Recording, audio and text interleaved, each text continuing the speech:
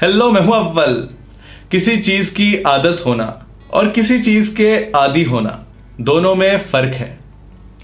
आदत हमारे अंदर से आती है। जब हमें कुछ अच्छा लगता है हम वो बार बार करते हैं और वो बन जाती है हमारी आदत।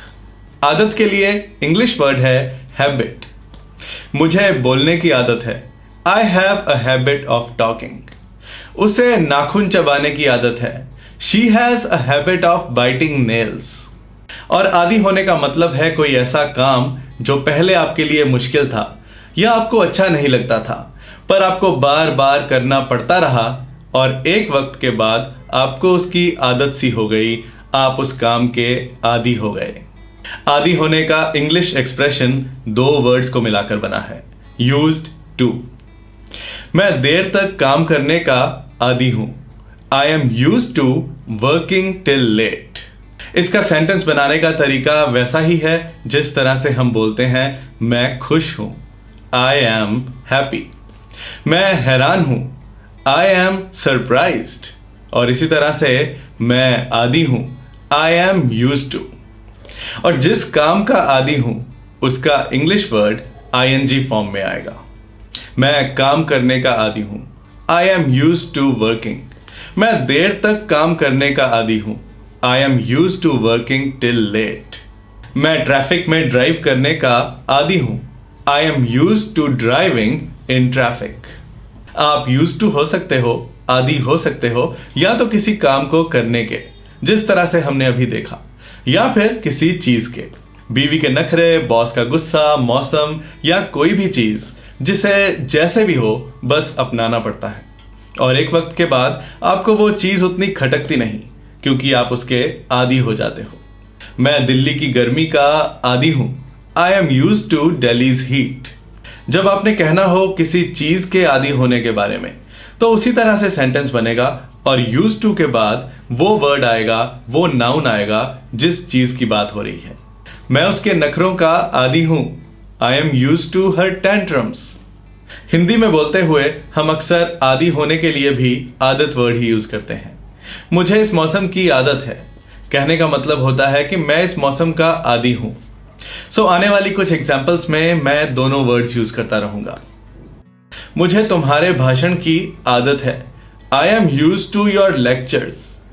मुझे तुम्हारे भाषण सुनने की आदत है, I am used to hearing your lectures. उसे छोटे कमरे में रहने की आदत है। अब यहां मेरी बात नहीं हो रही, किसी तीसरे सब्जेक्ट की बात हो रही है। सो सेंटेंस में इज एम आर उसी मुताबिक आएगा।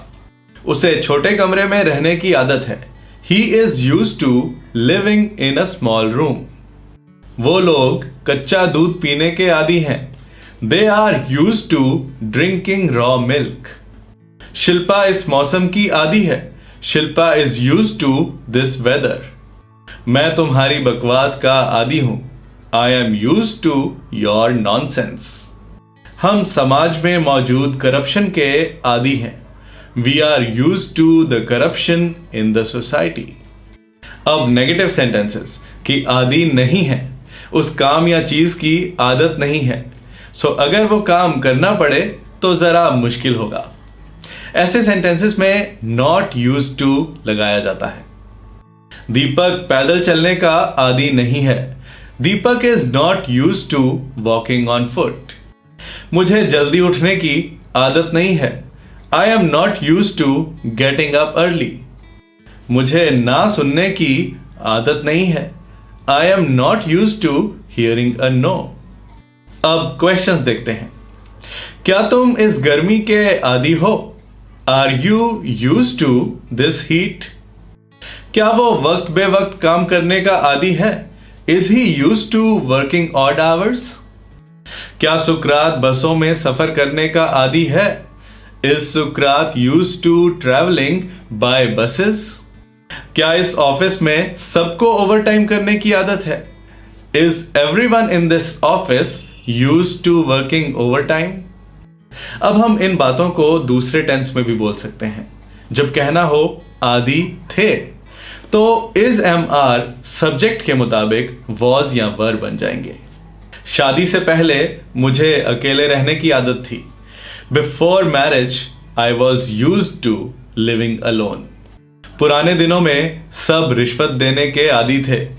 इन old days everyone was used to paying a bribe. अब अगर हमें कहना है कि आदी हो रहे हैं, आदत डाल रहे हैं, यानी अभी आदी हुए नहीं है, अभी प्रोसेस चल रहा है, तब हम यूज करेंगे गेटिंग यूज्ड टू। मैं इस शहर का आदी हो रहा हूं। I am getting used to this city. इसी तरह से हम गेटिंग यूज्ड टू को अलग अलग टेंसेस में get used to, got used to, will get used to की फॉर्म में भी यूज कर सकते हैं। कनाडा में रहते हुए मुझे बर्फ में ड्राइव करने की आदत हो गई थी। अब हमने ये नहीं कहा कि आदत थी, हमने कहा आदत हो गई थी। While living in Canada, I got used to driving in snow. Mumbai में लोगों को बारिश की आदत हो जाती है। हमने ये नहीं कहा कि आदत है, हमने कहा कि आदत हो जाती है। People in Mumbai get used to the rains. चिंता मत करो, तुम्हें इंटरव्यूज का सामना करने की आदत हो जाएगी। Don't worry, you will get used to facing the interviews.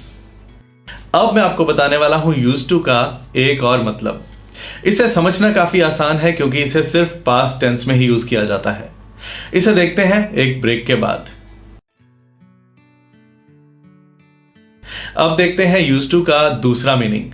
और अब जो हम मीनिंग देखने जा रहे हैं उसका पिछले यूज्ड टू के साथ कोई लेना देना नहीं है, और इसे हम एक सिंपल एग्जाम्पल से समझते हैं। मैं खेलता हूं, आई प्ले। मैंने खेला, आई प्लेड।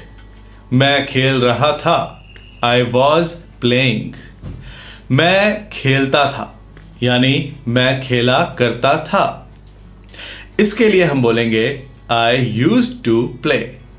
यूज्ड टू तब यूज होता है जब हमें कहना हो कि ऐसा हुआ करता था या ऐसा होता था। यह सिर्फ उसी काम के लिए यूज होता है जो अब नहीं होता, सिर्फ पास्ट में होता था। जब मैं एक बच्चा था तो मैं बहुत सी चॉकलेट्स खाया करता था। When I was a kid, I used to eat a lot of chocolates. जब used to का मतलब हो कि ऐसा हुआ करता था या ऐसा होता था, तब सेंटेंस में सब्जेक्ट के बाद यानी I, you, we, they, he, she, it के बाद सीधे used to लगता है। बीच में is, am, are, was, were या get की भी कोई फॉर्म नहीं आती जैसे पिछले केस में होता था। मैं गाया करता था, I used to sing. आपने देखा कि यहां जिस काम की बात हो रही है उसके वर्ड की भी ing फॉर्म नहीं आती। I used to sing, I used to singing नहीं। जब वो कॉलेज में था वो जल्दी सो जाया करता था। When he was in college, he used to sleep early. तुम मीट खाया करते थे, You used to eat meat. हम रोज एक मूवी देखा करते थे, We used to watch a movie every day. मैं रोज 2 घंटे के लिए योगा करता था, I used to do yoga every day for 2 hours. अब कुछ एग्जाम्पल्स नेगेटिव सेंटेंसेस की।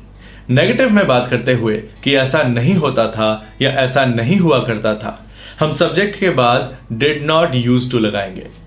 आपने देखा कि used का डी हट गया, जानते हो क्यों?